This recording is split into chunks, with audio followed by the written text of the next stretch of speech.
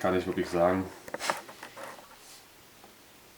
Außer dass ich sehr froh bin, dass es tatsächlich so jetzt rausgekommen ist. Dass es wirklich fertig ist und dass wir das alles, also wenn ich auch die ganzen Namen lese, die dabei mitgeholfen haben und die das mit erschaffen haben, dann muss ich mich, also wenn ich schon alleine hier Porco Dio lese, dann erinnere ich mich an die Studiozeit. Ja. Oder Charlie, als wir dort in dem Studio waren zum Mixen und. Ja, ich frage mich auch immer, inwieweit wir einfach dadurch unsere Musik besser verstehen, weil wir sie selber geschrieben haben und wie viel von dem, was wir uns dabei denken, wenn wir sie schreiben, beim Zuhörer auch ankommt.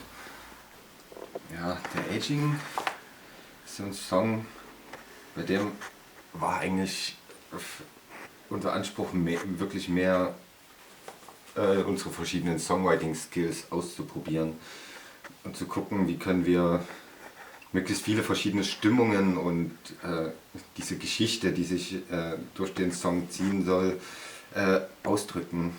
Also die Entwicklung war relativ interessant, weil manche Teile kamen wie von selbst und an manchen haben wir monatelang rumgebastelt, bis die wirklich so waren, wie wir sie wollten. Und im Gegensatz Cosmic Guild ist ein komplett freies Stück, wo die Teile, auch im Studio, als wir es aufgenommen haben, noch nicht mal hundertprozentig so feststanden. Jedes Mal, bei jedem Spielen sich anders entwickelt haben und das ist halt, genau das wollten wir mit diesem Song einfangen. Ein Gefühl von unserer Live-Performance. Wir haben einen sehr freien Part dort, der schon sehr an Free Jazz herangeht. Und für mich persönlich war es eine Chance, tatsächlich Free Jazz Elemente und sehr freies Spiel, wie man das eigentlich aus dem Jazz kennt, zu verwenden. Das war eine tolle Chance. Wenn man zurückblickt auf So the Wind und wie Karma, muss man schon feststellen, dass das Songwriting um einiges einfacher war. Was nicht schlecht ist immer. Wir haben ja auch auf der neuen Platte Songs, die einfach geschrieben sind. Out of Sight, Out of Mind zum Beispiel.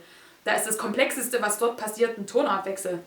Aber prinzipiell bin ich eigentlich am stolzesten darauf, Songwriting-Strukturen aufgebrochen zu haben. Das klingt natürlich jetzt übelst hochtrabend, weil andere Leute sagen einfach, ja, naja, ihr habt halt Song an Song gereiht und dann habt ihr gesagt, das ist Aufbrechen von Songstrukturen, was jetzt auch nicht stimmt. Aber gerade Ebbe und Flut, da ist es, glaube ich, mit am deutlichsten. Weil wir haben praktisch keinen klassischen Chorus. Das kennt man ja auch von Friends wie Karma. Wir haben also die Strophe, dann haben wir einen Flötenchorus und dann haben wir eben diesen Mittelteil. Aber dadurch, dass am Ende nochmal dieses Coda kommt, was völlig losgelöst ist vom Originalthema, aber mit Ebbe und Flut, mit dem Thema, mit dem eigentlichen thematischen Thema zu tun hat. Das ist dann nochmal, das ist, glaube ich, der Twist an der ganzen Sache, dass wir Inhalt und Struktur miteinander sozusagen verbunden haben.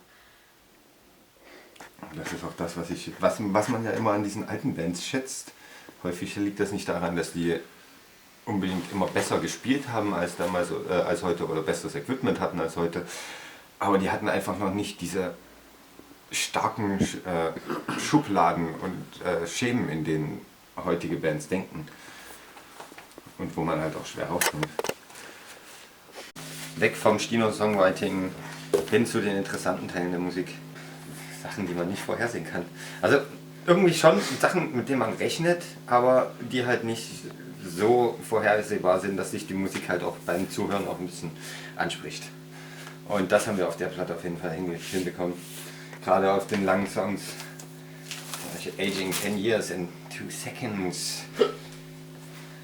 Ich bin sehr zufrieden. Ich finde, auf der Platte kommt der Sound von dem ganzen Song besser zur Geltung als wir die MP3, die hochqualitativen MP3s.